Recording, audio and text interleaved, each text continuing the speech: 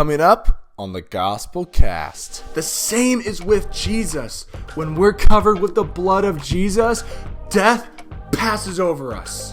He probably was exhausted, he probably was tired, but guess what he did? He did not let that stop him. Whatever God will ask of you, you will do. I know that you trust the Father as much as you say. And Jesus said that your brother will rise again.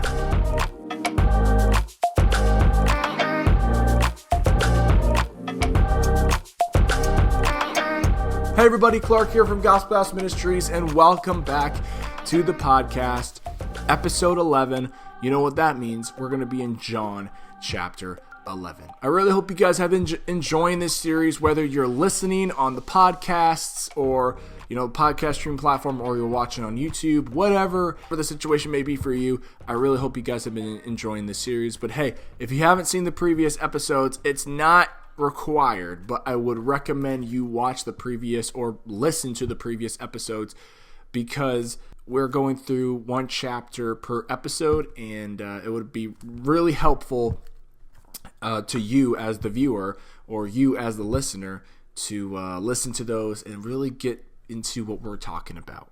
So we're going to be in John chapter 11. This is a very big chapter. You probably are familiar with this. If you haven't heard this story before, basically this is about the death of Lazarus, but Jesus is going to be so compassionate in this chapter, and then we're going to see a little bit of some controversy at the very end, so stay tuned for that.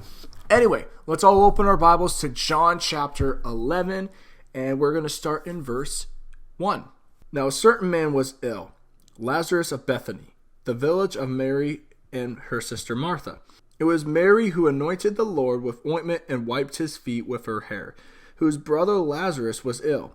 So the sisters said to him, saying, Lord, he whom you love is ill. But when Jesus heard it, he said, This illness does not lead to death. It is for the glory of God, so that the Son of God may be glorified through it. So we're going to stop right there. There are actually sections in my Bible, and we're going to go through those usually, but I kind of want to stop right here to this kind of gives a little bit of a beginning into what we are seeing. So usually we're going to stop by sections, and we will actually in this episode, but I kind of want to stop right here just to give a little beginning as to what John is describing. So Jesus is friends. Now, he's friends with all of us, but as he was human on earth, I mean, we got to think about it. He probably had some childhood friends, right? Some childhood best friends that he's grown up with. And these are the friends, Mary, Martha, and Lazarus. They were really good friends to Jesus and possibly his family as well. And basically, it says that Mary and Martha came up to Jesus and they said, Lord, our brother Lazarus is ill. Which we're actually going to get into it a little bit later. But it's going into this idea that if you were here, Lord, he wouldn't have this illness. Lord, if you were here, he wouldn't have this illness. He wouldn't have had this sickness. So yeah, I'm kind of going a little ahead of myself, but basically that's where it's going to lead into. And Jesus is saying that when he heard that the sisters came up to him and said, basically, simply in this passage, that in this little portion is, your friend Lazarus is ill. Your friend Lazarus is sick. And he says, this illness will not lead to death, yet it's going to glorify God, so that the Son of God may be glorified through it. So this is going to glorify God. He is doing this to glorify God. He's actually delaying and waiting, because what Jesus is about to show is actually one of the I am statements, which if you have been catching them, which I know we don't say them very often, and we kind of skip over them, but hopefully you have been paying attention to all the episodes and actually seen the I am statements that are being made in this chapter, in this series, and we're going to continue seeing that.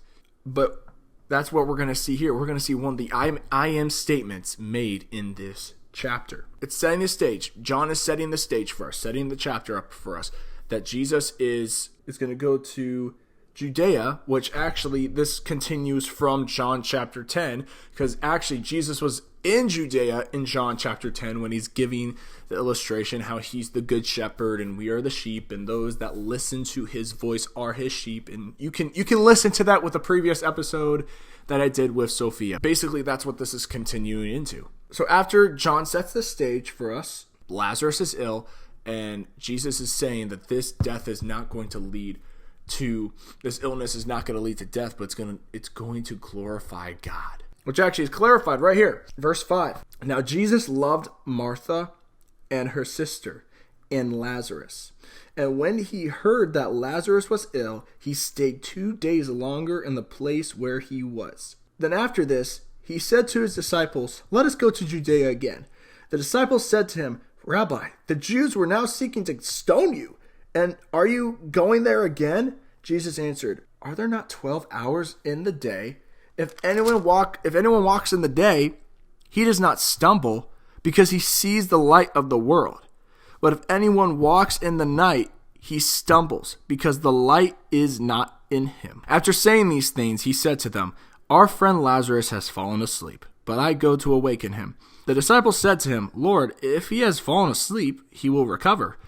Now Jesus had spoken of his death, but they thought that he meant taking rest and sleep. Then Jesus told them plainly, "Lazarus has died, and for your sake I am glad that I was not there, so that you may believe. But let us go to him." So Thomas, called the twin, said to the fellow disciples, "Let us go also. Let us also go, that we may die with him." So we see in this chapter, starting the chapter, how Jesus is now going to Judea.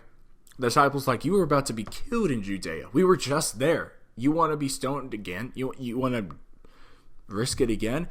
And he says, "Are there not 12 hours in the day?" Kind of speaking to the time frame in which he's in, and the time which he's in. There's something I want to pull away from this, is James talks about how our lives are like a vapor. They're like a mist. Life is here and then gone the next. And as I'm speaking this to myself, I want to make sure I'm upfront, because just because I'm behind a camera and just because I have cool equipment and I'm on a podcast doesn't mean that I am perfect. It doesn't mean that I always do everything right. So everything that I'm talking to you guys, I want to make sure I'm speaking to myself. I'm speaking all of this to myself. How often are we using our time for Jesus? Every second of every day should count for Jesus. Every day should be a day to let God be glorified. Let Jesus be magnified. Our lives are like a vapor. That's why we see all the time in these Gospels how Jesus, although we can actually see there are times that Jesus was exhausted. I mean, you got to think about it. He was 100% God and 100% man. He probably was exhausted. He probably was tired. But guess what he did? He did not let that stop him. And let's be honest, even myself, when I'm exhausted or burnt out, I just want to kick back and just rest. But how much of our time that we go out for work, we go out for school, we go out for our daily activities and errands, how much of that are we allowing Jesus to be present in those hours? There's going to be a day, guys, that we'll pass from this earth. This is kind of an amazing idea. We'll come back to the chapter in just a minute, but I want to cover this. That I've heard this. You know how on the calendar, like if you just look at your calendar, we are counting off the days. We're counting off days. You see, God started time, and God knows the end of time. You see, someone started time. We're counting off the days, and there's going to be a day where time is going to cease. And we, as people here on earth, need to think about how often are we using our time. Is every second of our day being in vain and we're just doing what we want to do? We just want to do what the flesh wants. And again, I'm speaking this to myself, that we're doing what our flesh desires rather than what God desires. So that being said, as we continue this, he goes to Judea. He's going to go to Judea and he's going to awaken Lazarus as if he's asleep. And the disciples kind of go back and forth and say, Lord, if he's asleep, he will recover. He'll just wake back up. And then Jesus tells them plainly, he's like, yes, Lazarus has died, but I'm doing this so you may believe. And Thomas speaks up saying, well, we might as well go with him. We're just going to die anyway. He's delaying the resurrection of his friend because he is wanting to show the glory of God through this. Let's continue reading verse 17. Now when Jesus came, he found that Lazarus had already been in the tomb for 4 days. Bethany was near Jerusalem, about 2 miles off, and many of the Jews had come to Martha and Mary, to console them concerning their brother. So when Martha heard that Jesus was coming, she went and met him, but Mary remained seated in the house. Martha said to Jesus, Lord, if you had been here, my brother wouldn't have died. But even now I know that whatever you ask from God, God will give you. Jesus said to her, your brother will rise again. Martha said to him, I know that he will rise in the resurrection on the last day. Jesus said to her, hear this, I am the resurrection and the life. Whoever believes in me, though he die, yet shall he live. And everyone who lives and believes in me shall never die. Do you believe this? She said to him, yes, Lord, I believe that you are the Christ, the Son of God, who is coming into the world. So I want us to pick up right there with verse 17. By the time I'm recording this, it was not that long ago that our pastor at the church that I attend talked about how Lazarus being in the tomb for 4 days was actually it's a very significant detail, because that means that he was dead. This was the time, and in Jewish tradition, that when you're in the tomb for at least 3 days, I think, is when the spirit leaves the body, and then you're dead. That was their idea. I could be wrong about that. Someone can correct me if you want. This was the tradition. This was the thinking, that if they were dead for X amount of days, I think specifically 3, then basically your spirit leaves your body and you are dead. But Jesus went to Lazarus' tomb as he was dead for 4 days, where they thought that Lazarus is dead. He is no longer going to come back. There is no hope that he's coming back. But Jesus comes. And Martha, it says that Martha went to Jesus while Mary was still in the house. They're mourning. It says some Jews from Jerusalem, because it wasn't that far off, they came and they also wept, and they're also mourning. This tradition that you would hire mourners, like people that actually cry. Like, it's not your family, it's just some random strangers, which I think is a weird tradition. Of course, it was normal in their time because they had a different culture back then. It was normal for them. But to think about it now, and to have some random people just start showing up to the funeral of someone you know, but they don't know, and they start weeping, basically that's what's happening, is that just random people are just that they would hire just random people that probably don't even know the person, and they would just weep.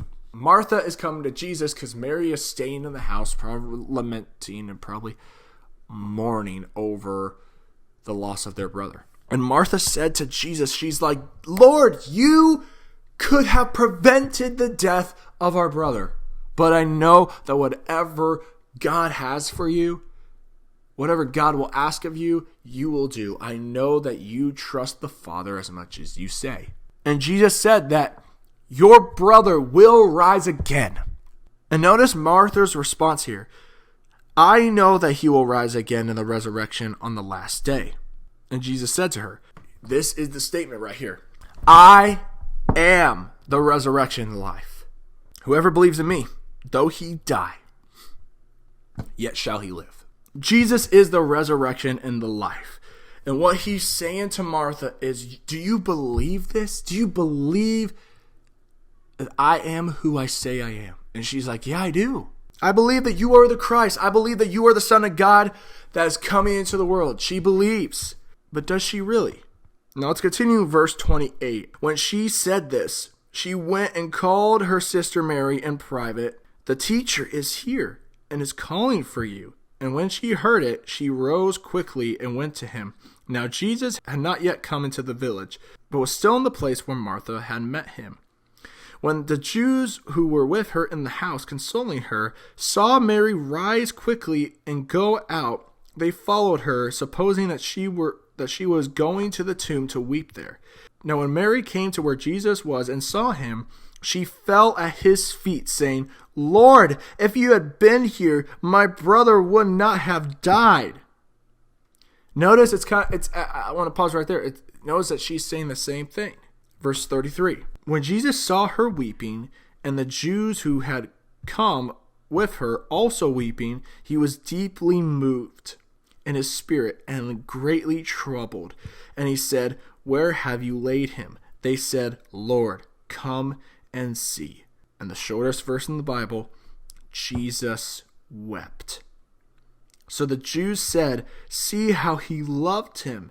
But some said, Could not he who opened the eyes of the blind also have kept this man from dying?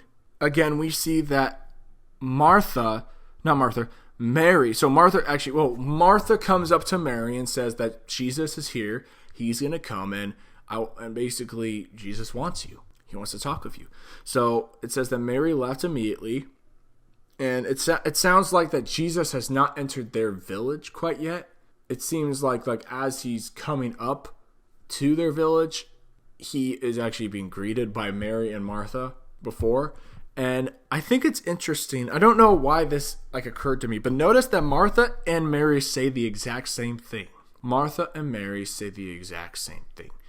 They said, Lord, if you had been here, my brother would not have died. But I think there was a little bit of a disbelief in Mary's response, in Mary's question of, why weren't you here? Why didn't you help us? A lot of us can have that kind of feeling of, Jesus, why didn't you do something? I prayed the prayers. I did what you wanted me to do. I followed your commandments. I loved you with all of my heart. And this tragedy still happened? And people want to say, how can a good God allow bad things to happen to good people? Well, I just want to make a statement right here that there are no good people. Now, that might come off a little harsh, but I'm not saying that people don't have good intentions. I'm saying there's nobody on earth that is good. Nobody on earth besides Jesus who is good. Because if you look up the definition of good, it means morally right. So morally right, I think something like perfect. When the young ruler comes up to Jesus and he says, good teacher, and then Jesus responds to him saying, why do you call me good? Nobody is good except for God. We can unpack that some other time. But basically, sometimes we can look at our tragic circumstances and see why Jesus didn't fix it. And we can ask him, and we ask God, why didn't you do something? Because he has a better plan in store. And going back to what I said is that there are no good people. I just want to clarify that because we're all wicked. We're all wretched before a holy God. But what saves us is the blood of Christ. It's not our good works. It's him. He shed that blood. He shed his blood so we could be saved and we could be forgiven. So there's a little bit of disbelief with Mary. And even in those times where we feel like God has left us, he did not. Those times that you feel like that God is not there in the valleys, in the pits, he is there. And he promises that everything that it says in Romans, all things work together for good for those that are called according to his purpose. It's not saying that everything is going to go good. Everything's going to be good. Everything's going to be perfect. Everything that is going to, it's going to work out for his good. Everything's going to work out for his good. That even in this tragedy that you may be going through, are you still saying, God, I trust you. I will still worship you. Even in this tragedy, even in this heartbreak, that you believe in God. You believe that Jesus is who he says he is, even in hard circumstances. So Jesus, after Mary said, why didn't you come earlier?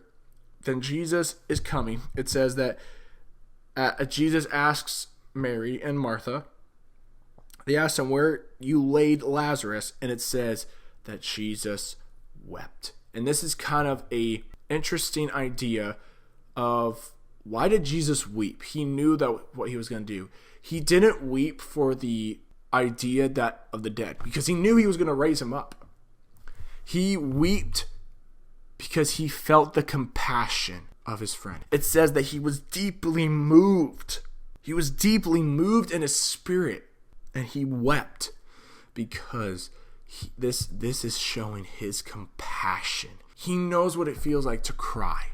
And there's actually another time that he cries. I think it's somewhere in Matthew, when he's looking over Jerusalem before he's being crucified. He looks over Jerusalem on this mountain and he weeps because in 70 AD, way after he ascends to heaven, there will be this ruthless attack on Jerusalem. Over 1 million Jews will be killed, but they are not saved. So Jesus feels for us. He knows what it's like to weep. And he did this not because Lazarus was dead. He did this for the compassion of his friend. Every time you think that God doesn't relate, Jesus, as God, as man, came down and he wept. He knows what it feels like to weep. He knows what it feels like to lose something, lose someone. We can have comfort in that. So we're going to continue in verse 38. Then Jesus, deeply moved again, came to the tomb. It was a cave, and a stone lay against it. Jesus said, "Take away the stone." Martha, the sister of the dead man, said to him, "Lord, by the time there will be an odor, for he has been dead for 4 days." Jesus said to her, "Did I not tell you that if you believed, you would see the glory of God?"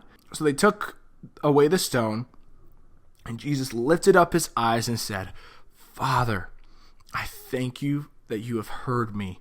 I knew that you always hear me, but I say this on the account of the people standing around, that they may believe that you sent me." And he had said these things, cried out with a loud voice, "Lazarus, come out!" The man who had died came out, his hands and feet bound with linen straps, and his face wrapped with a cloth. Jesus said to them, "Unbind him and let him go." What an interesting chapter right here. We're not even done yet. But as we see this, it's interesting because remember back a few sections, Martha said, "Yes, I believe that you are the resurrection and life." But then right here, he's like, "Take away the stone." And Martha goes, "But he's been in there for 4 days." She has a little bit disbelief there too. And he goes, "Did I not tell you that that will happen will be glorified unto God?" So Jesus prays to the Father. And he says, "Father, I pray," basically in simple words, he is praying that those that are standing around him, watching this miracle being placed right in front of them, that they would believe that God sent Jesus, that Jesus is God's Son. He is God in the flesh. And he cried out with a loud voice, "Lazarus, come out," which is actually a very significant detail.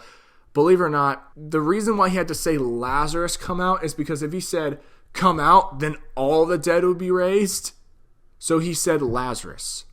And it said that he came and he was still bound with linen strips with the cloth on his body. And remember what I said. Remember what we looked at, that when he was in the tomb for 4 days, he was dead. Now, Jesus raises Lazarus to say that I have authority over life and death. I heal, I redeem, but then I also am king also over the dead. The dead have no say over this. That is kind of a foreshadow to Jesus is going to die on the cross. That death destroyed death once and for all.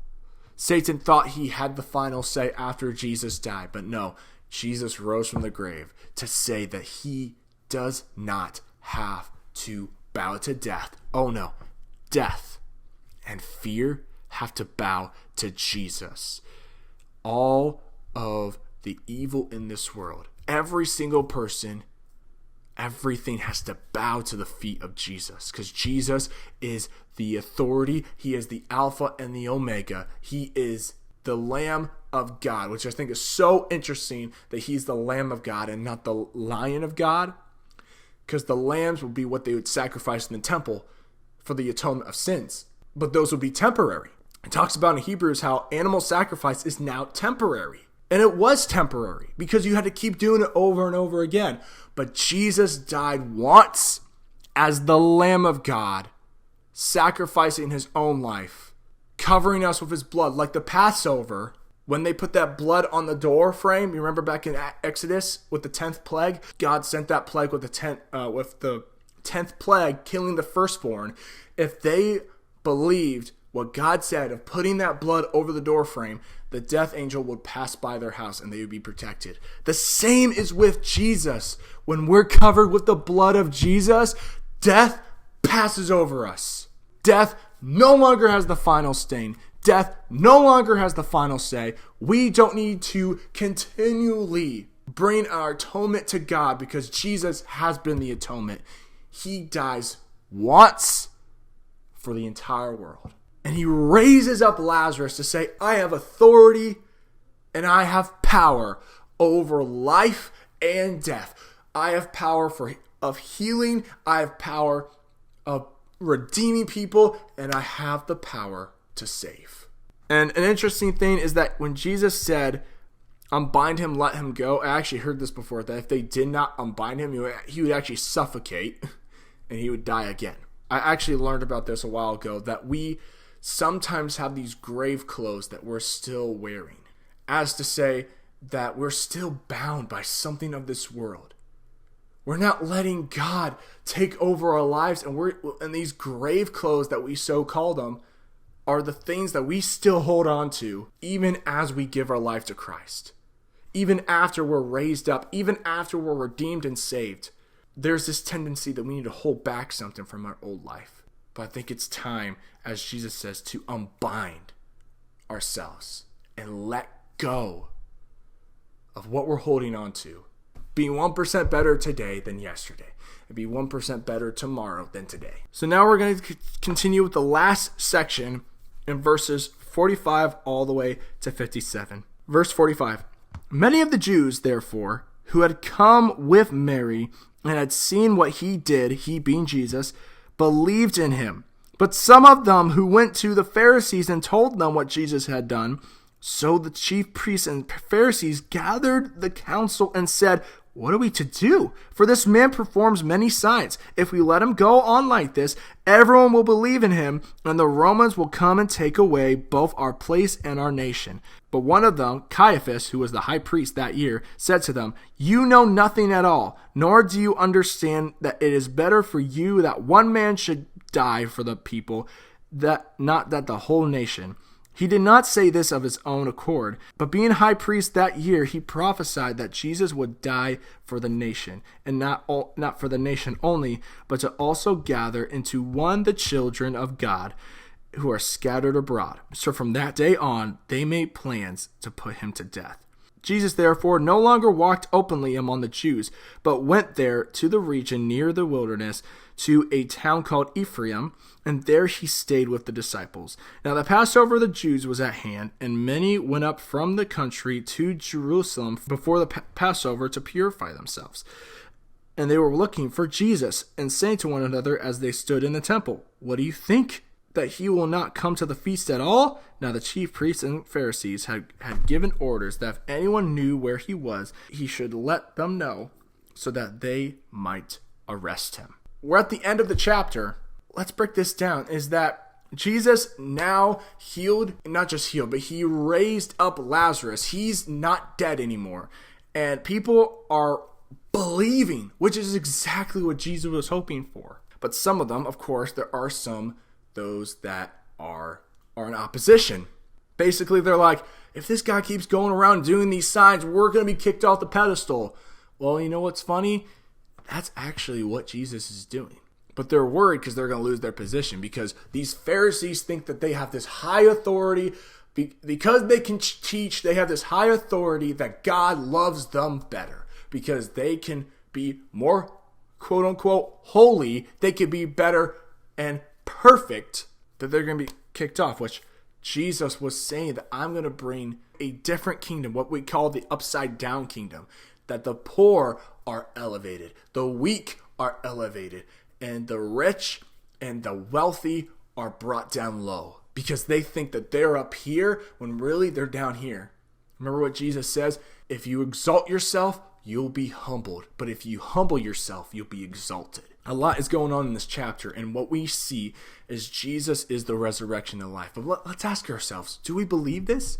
Do we believe that Jesus is who he says he is? Did you know that I was talking with my friend Tristan? I'm just going to say that. This was a while ago by the time I'm recording this.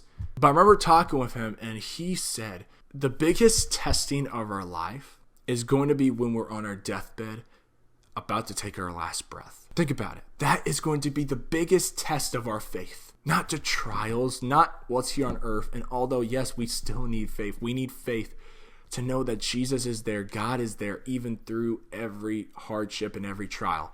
There will be a day that we're going to die. Remember what we talked about? That our lives are like a vapor and a mist. It's gone. Like, you don't know if you're going to live tomorrow. I don't know if I'm going to live tomorrow.